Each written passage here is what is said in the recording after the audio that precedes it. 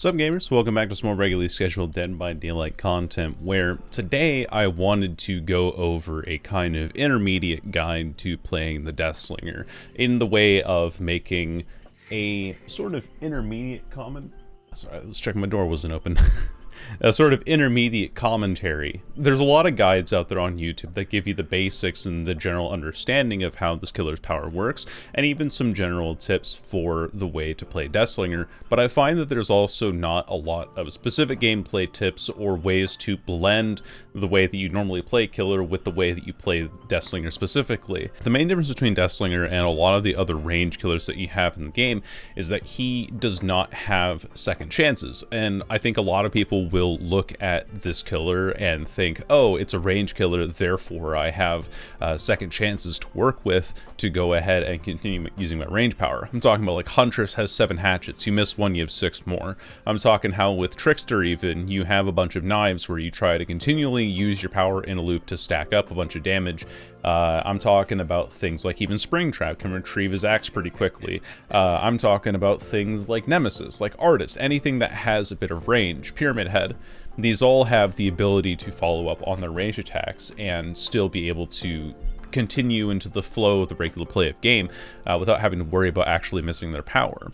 Deathslinger doesn't really have that, and so he plays a lot differently, and I think that people often misunderstand that when they first pick up this killer. And so for today's video, I want to go over what I consider to be his best build, and then I'm going to play my personal favorite build and also talk about my kind of thought process that goes into every decision that I make, the reason why I'm walking over this way, what I'm thinking in the moment instead of my more reactive commentary. I want to be a little more proactive and educational with this one, so hopefully that all sounds good to you. And for the best build that you can run with Deathslinger, should be no surprise that Scourge Hook Pain Resonance is on here.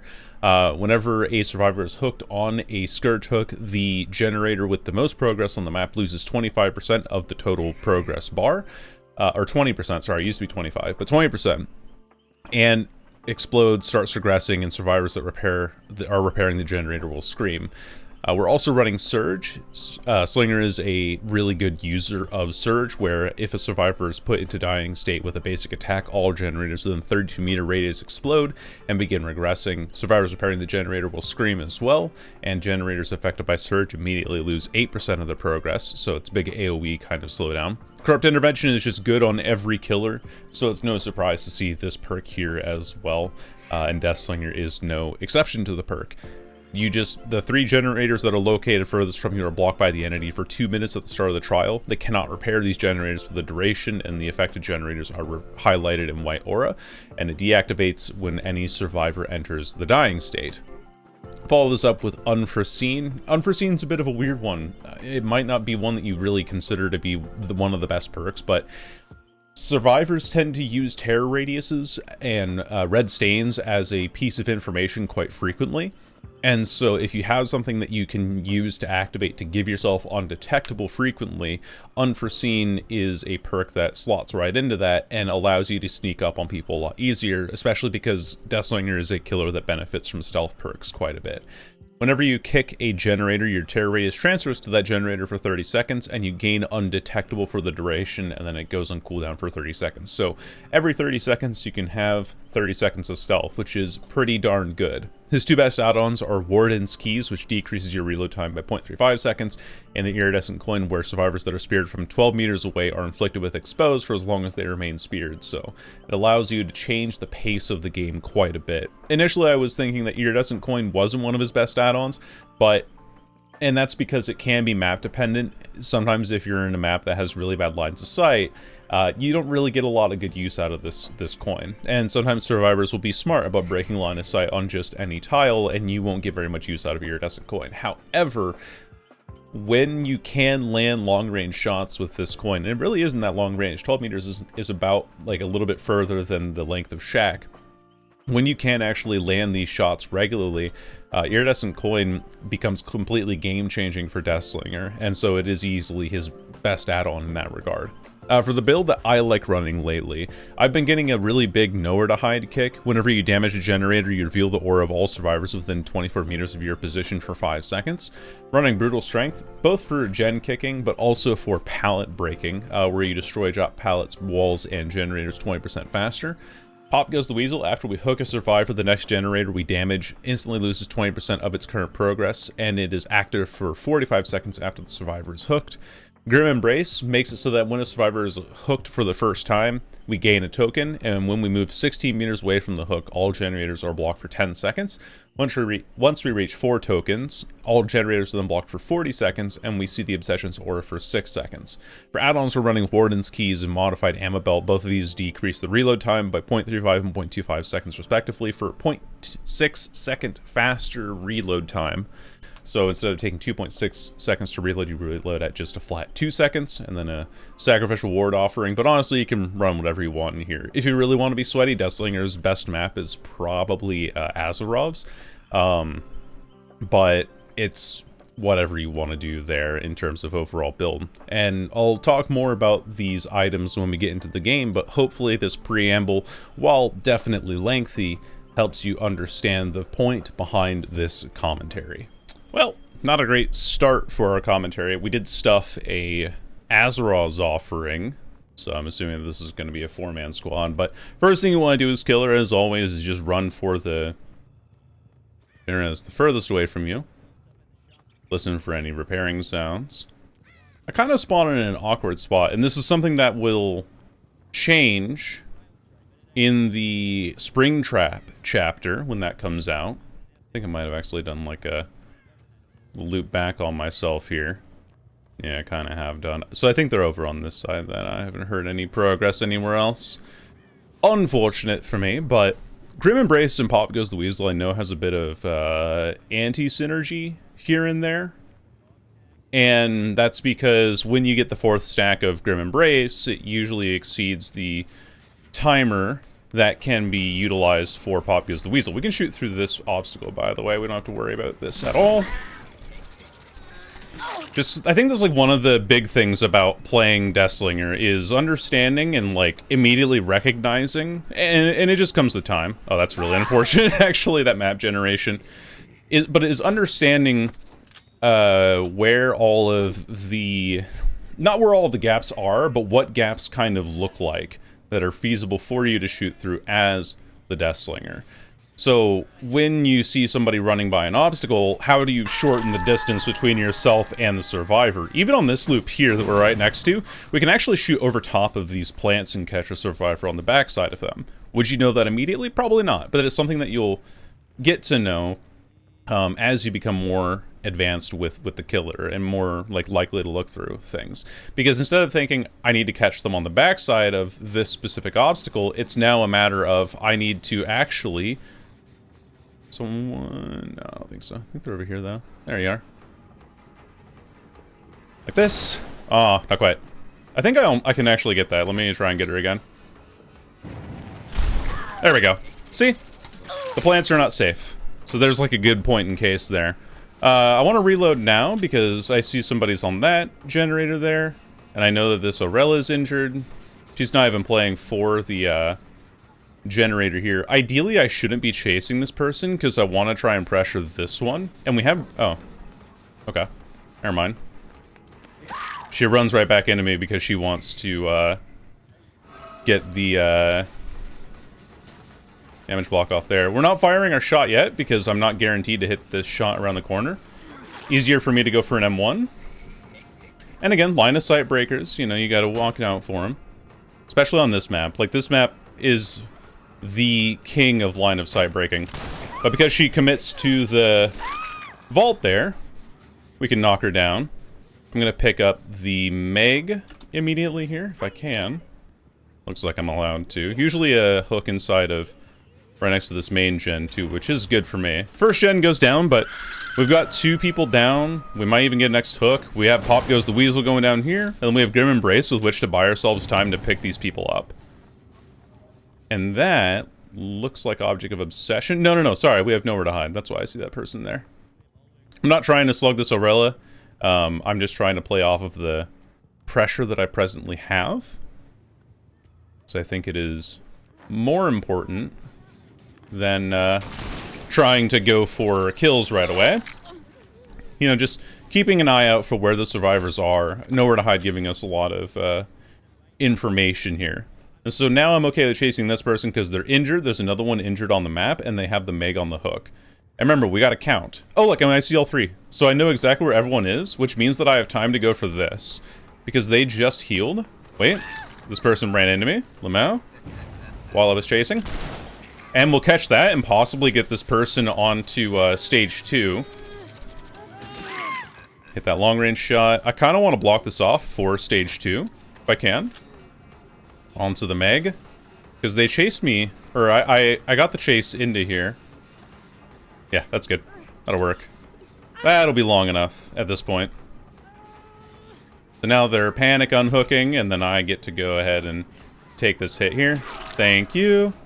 You don't have collision after the first hit as survivor, so don't ever try to stick around for too long. And because we injured the Meg, and she is our obsession, and she's deep wounded, she has dead hard. So, or if she has dead hard, you can't use it anymore now. Now, I do have to worry a little bit about Decisive Strike, because she is the obsession, but I think I'm going to take these chances, personally speaking. Just because this is a really good hook for us to get. Follow up on. And she's dead. See? Immediately get that person out of the game, because we were able to pressure the fact that she did not have anybody go for her while she was on the hook. And because I was able to force out a second stage there, that means that she needs to get out of dodge and not play that aggressively. So definitely played it incorrectly. And because she played it incorrectly, because I was led in a chase around to the back of main again, I'm able to follow up on that kill very easily. Now there should be a hook around here somewhere, but I'm not sure where. It's okay, we can go for this one on main again. But you can see how my pressure has mounted up from there. I'm not using any crazy perks. I'm not using, like, the top meta build. I'm just using a decent build. I see those scratch marks there, too. We can play around that. Pretend like I don't see her. Never mind, it's not going to work. We can go for that. And with Meg being dead, now I, of course, don't get any Grim Embrace value off of that, but that's okay. Doubled back. I didn't pay attention. I thought she was crouched behind this bin here, that hamper. But that's okay. We're gonna play this. I want to commandeer the pallet. There's something that I don't know if I say or point that out enough. It could just be like a general killer tip too. But sometimes what I like to do is what I call commandeering the pallet. Basically, where I am standing in the middle of the pallet and the survivor cannot get to it unless they're getting downed. So I'm at 4 gens right now, so it doesn't really matter. But if I'm standing here and the survivor's on the other side of this thing here, it's better than if I'm here and they have control over the pallet, right? So mostly just like making use of where my positioning is in relative to the survivors here. Let's see. I can run back here. No reason not to. The Meg was the one who brought the map offering too. So you know what? Deserved. Deserved. Bye-bye. I have nothing else to do on the map right now as well because Grim Embrace is still up. So I don't have any gens to run to. So really the best way for me to actually go about finding anybody is to go back to hook. I see these scratch marks leading out here. We could pop. I think I will too. Just buy ourselves all the time in the world.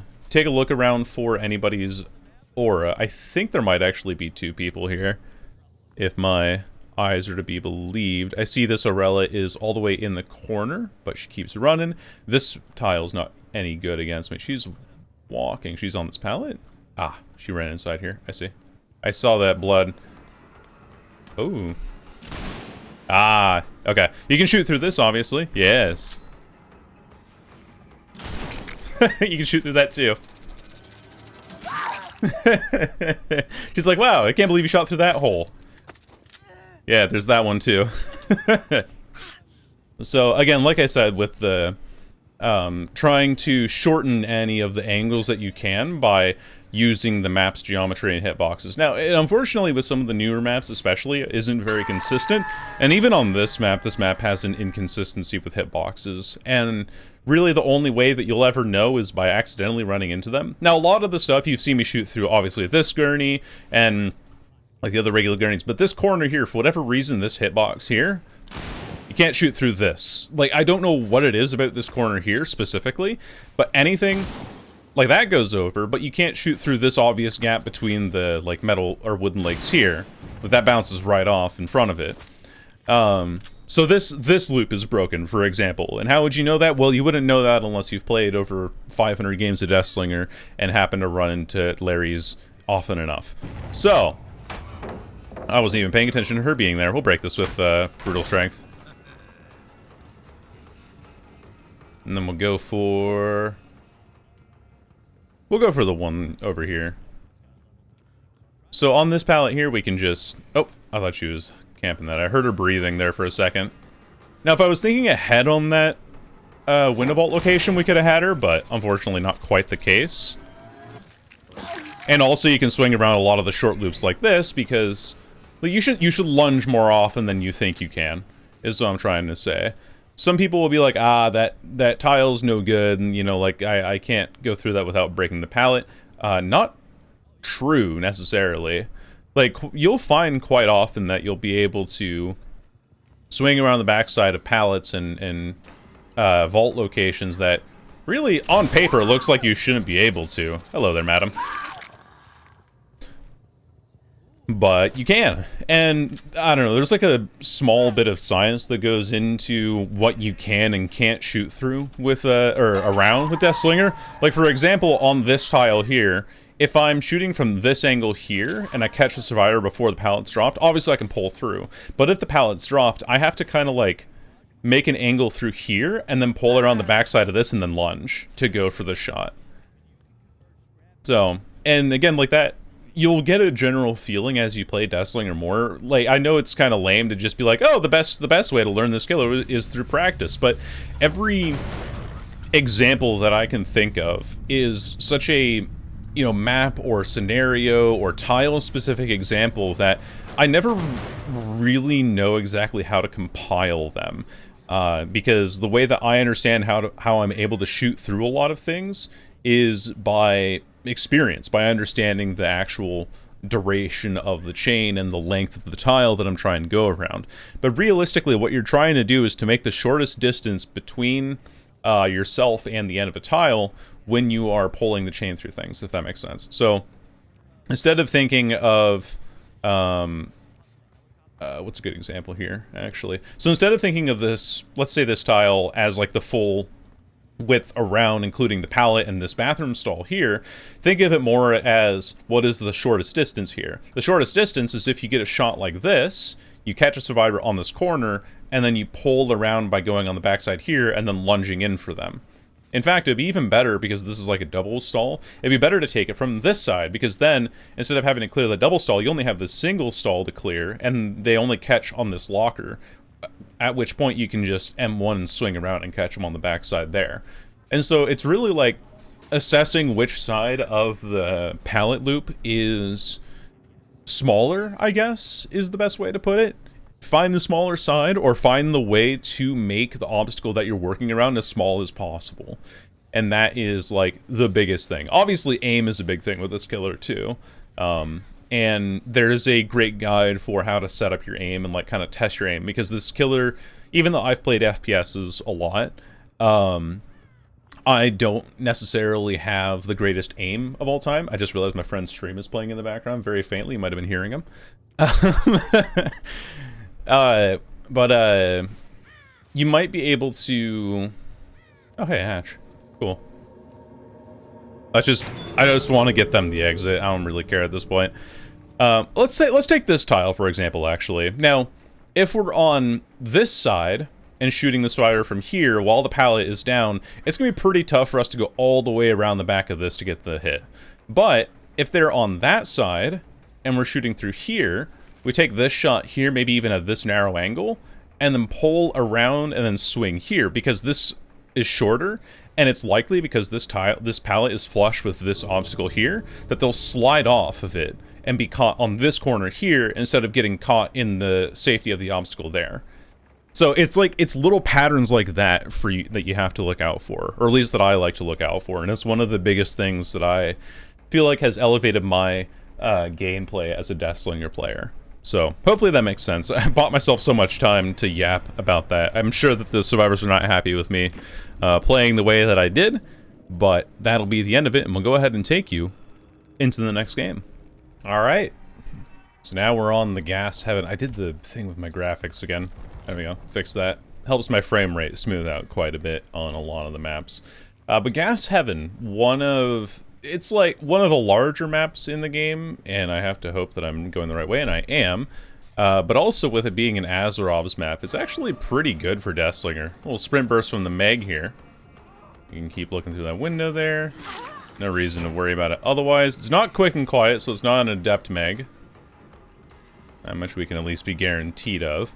And here's some nasty shots that you can land. You double back.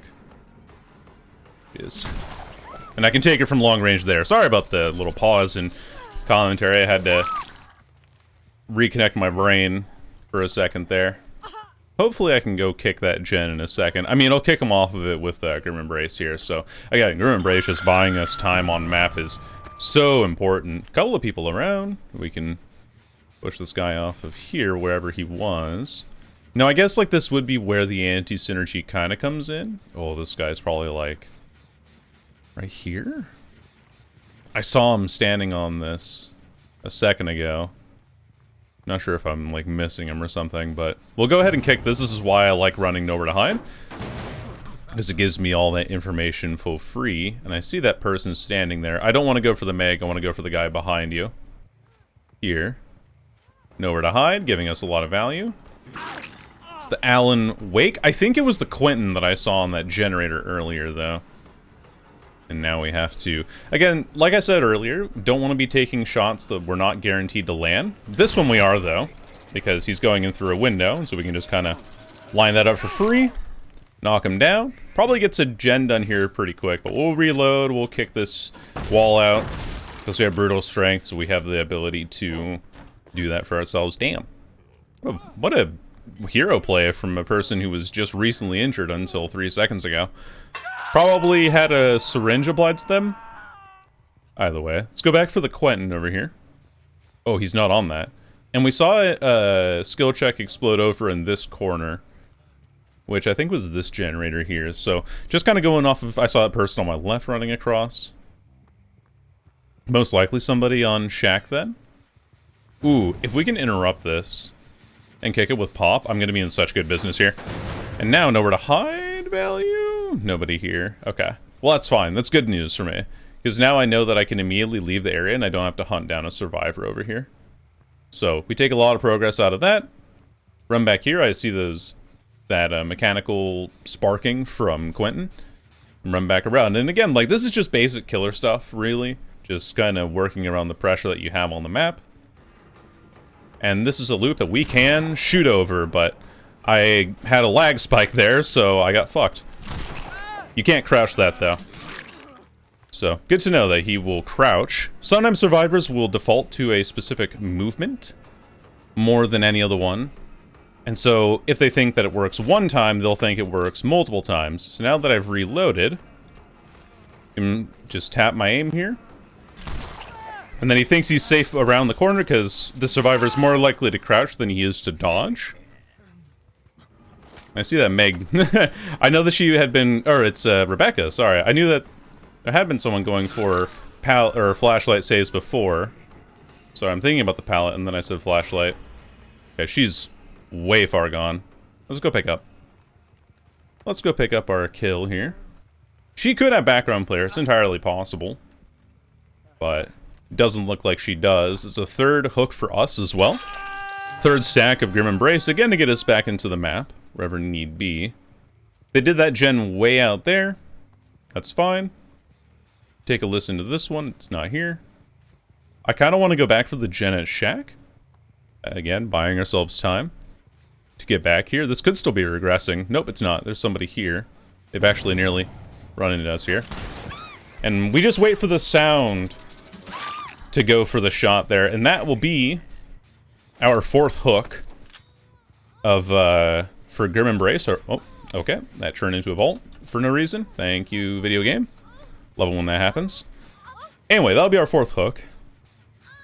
We'll go ahead and drop you downstairs into the basement here, and then this lets us get away from the hook even quicker than before. And now we have 40 seconds up on the map,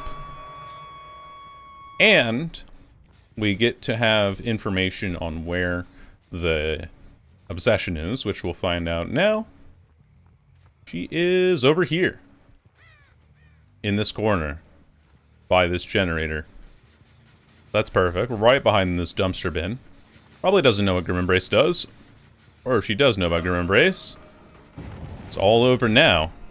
Should she go for the pallet? Yes, she does. That's another thing about Deathslinger. Like, one of the biggest tips that I can give for playing him is that his skill cap... I want to chase the other way, by the way, on this tile. Oh, I wanted her to drop that pallet so badly.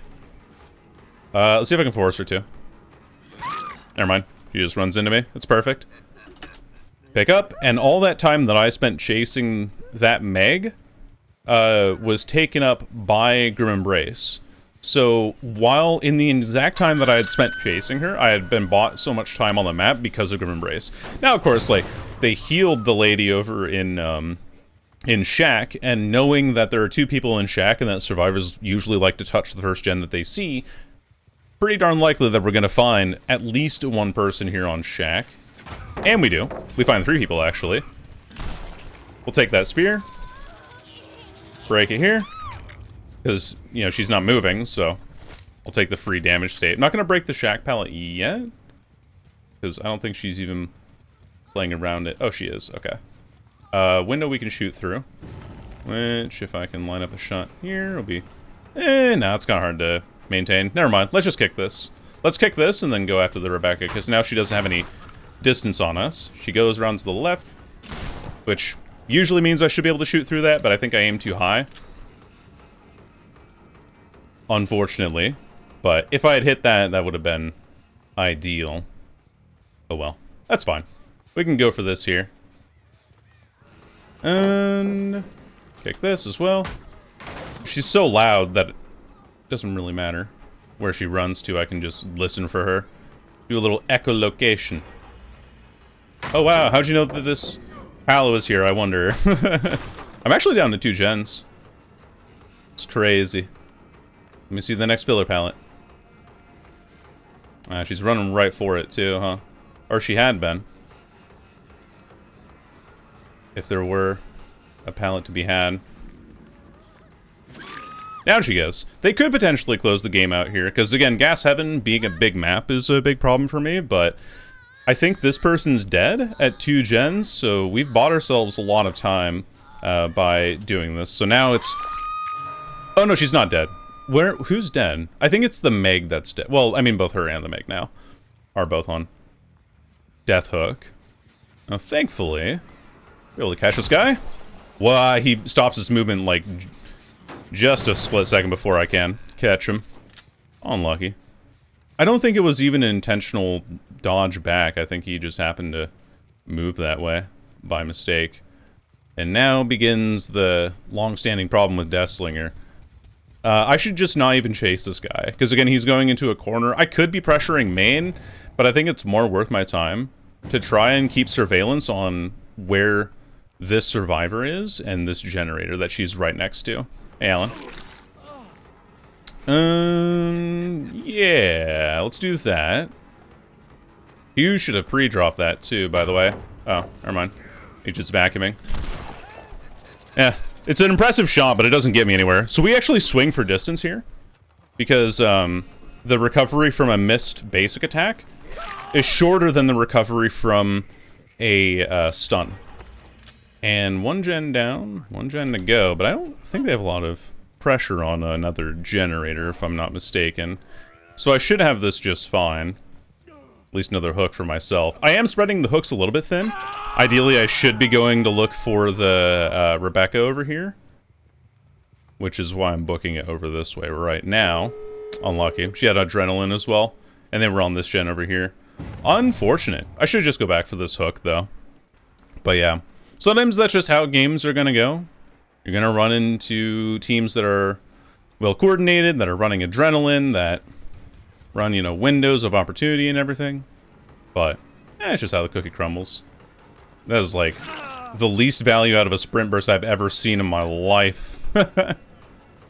I take that now. Oh, unlucky. That doesn't hit. I aimed a little bit too low and to the left. I don't know why I did. I think I might have expected him to dodge or something there, but... Is anyone on this door? No, I think they're all on the far door now. I can actually aim over top of the Rebecca, potentially, and catch her friend there, but unlucky. Unlucky for me. That's fine. I have a quick reload, so I'm going to roll this back. Make this as long of a duration as I can. Take the M1 so I can keep my eyes on her. Reload, and then Meg has to dodge. One shot, and she does. Ugh. I aimed a little bit too far, like, to the right here, and I caught the wall instead of aiming for the corner here. So, GG's. And Alan's out on the other door. But, you know, that's just, like, how games are gonna go, right? Like, you're gonna run into maps that are large. Deathslinger doesn't do very good on big maps. You're gonna run into teams that are coordinated. You're gonna run into teams that... Or you're gonna play poorly as well. Like, I shouldn't have gotten stunned 3 times on those, pallets outside of Shack, but... The state of the game was in such a way that it lost me a lot of time, so... Good game, though. We'll see you in the next one. Alright, for our final match, we're on Toba Landing. Toba Landing is not... It has, like, some good shots that you can make over the tiles, because every tile has a gap in it, basically. But, one of the reasons I don't like this map is because its shack building is the only one in the entire game that doesn't have a gap on the other side that you can shoot through. Oh, hello there. That was a very interesting little circle back. I don't know why you did that, but okay. We'll reload. We have double reload add-ons, and I can shoot this guy over top of this thing. Not quite. Don't take the shot that you're not guaranteed for. Instead, just play it safe, you know, take your time. Line up the shot later on. And then we forced him to leave the God Pallet, so it's even better for me. Because he's not going to play that anymore. He's like, oh no, the Deathslinger knows how to aim. Oh my god. Oh my god. And I see that Yoonjin slow walking into the corner there. I can get her. She went outside. Okay, that's fine. We'll pick up looking this way.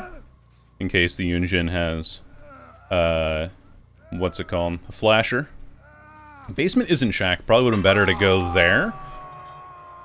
But now, we can probably walk our way over here and not quite kick this, but take a look out for Yoonjin.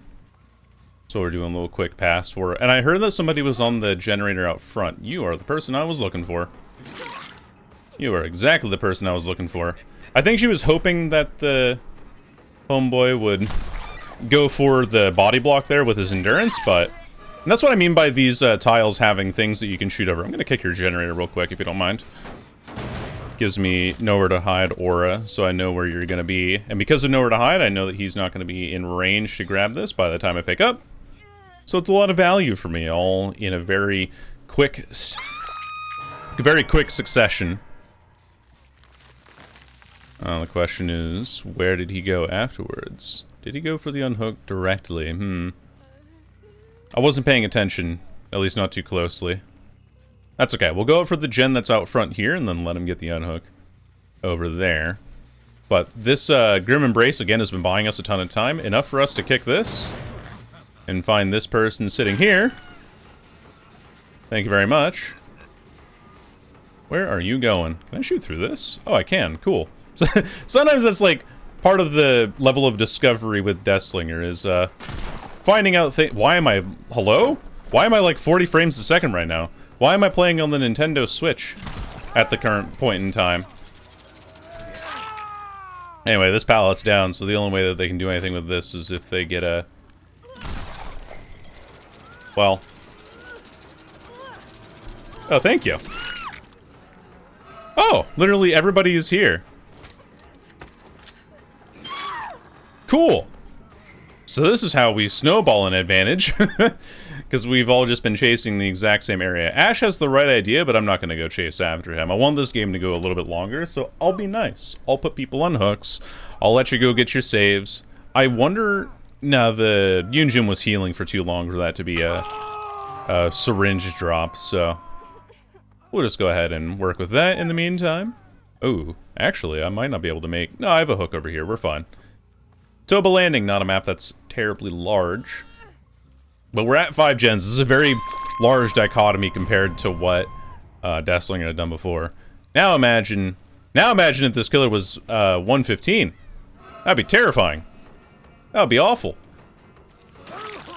That'd be horrible. It's a good idea to pre-drop, by the way. The survivor is doing the right thing against me. Because this pallet's not one that I can play around. And I know that that's not the case, so... But, doesn't anticipate the angle. I think that's like another thing I could probably say about Deathslinger, is that the strongest angles that you can work with are often the ones that survivors can't totally see you on, if that makes sense. So, it's better to pre-aim going around the corner than it is to actually, like, try and aim at somebody directly. You know what I'm saying? Like, this guy gets caught off by the fact that there's a hook on that corner and gets knocked down for it. And I know the direction that the Yoon Jin went, but I can kill this guy now. So anyway, what was I saying? Oh no, I lost my train of thought. Uh-oh. I'm gonna come back to that. I'm gonna, like, come back to that and probably write a comment about it. About what I was saying, because I was just like, oh, hey, a person over there. But, what? Oh, I do remember that I was saying that before. About Deathslinger. Should I just close this game out? Nah, I'm gonna go pick this person up. I heard her over here. There you are. Anyway. Really the biggest thing about Deathslinger is being patient with him, right? And then also understanding survivor movement, and...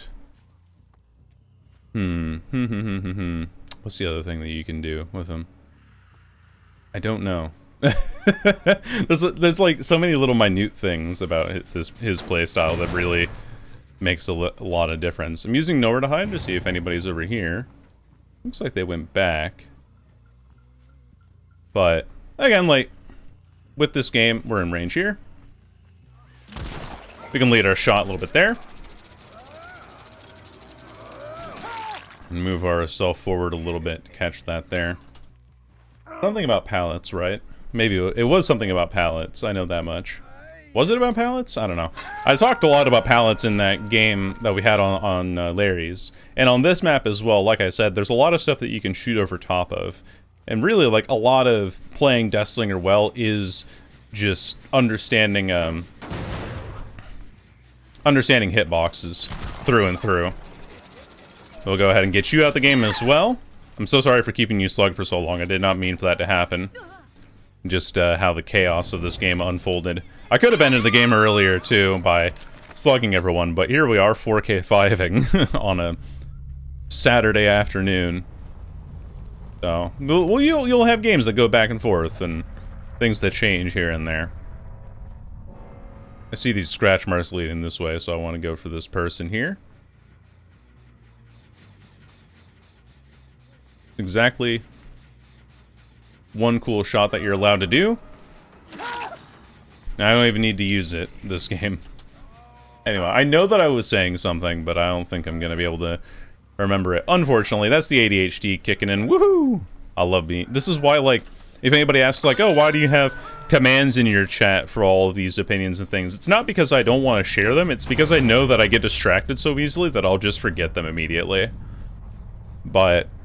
yeah, being patient with your shots and understanding, like, around loops sometimes when you're chasing people that you're probably not going to be in range for a little bit. And that's fine. Like, it's okay to not be in range of a survivor because it'll give you time to catch back up to them. You just need to be patient with them because, like I said at the very start of the video in the intro, you are not given second chances like a lot of other range killers are. You don't have multiple birds to throw out. You don't have hash hits. You don't have the Nemi whip that, you know, resets and has like a slow, reduced like reload time, or it has like a short reload time, reuse time. You don't have any of that. So you have to play him very, very patiently is the first thing. And then once you understand that he's best suited to like mid-range shots and to the less long range because survivors tend to dodge you quite a bit, then that's where things start to go more in your favor. Also, with survivors, this is another thing that I didn't talk about, but if they're looking behind themselves, it might be best to tap your M2 first to see which direction they dodge, and then lead your shot in the direction that they're going to dodge. Because survivors will very often dodge the exact same way the second time around. Third time around, they might actually commit to the same angle. Second time around, they will dodge again. And so you just have to understand how survivor movement works to get better at this killer. Anyway, here's the builds and the characters that we were up against. 2 P100s that I absolutely folded. So you go from the match on Larry's to Gas Heaven to this one. And sometimes that's just how Dead by Daylight is, man. Sometimes some things will just go your way. Anyway, thank you so much for watching my silly video. I will see you all in the next one. Goodbye.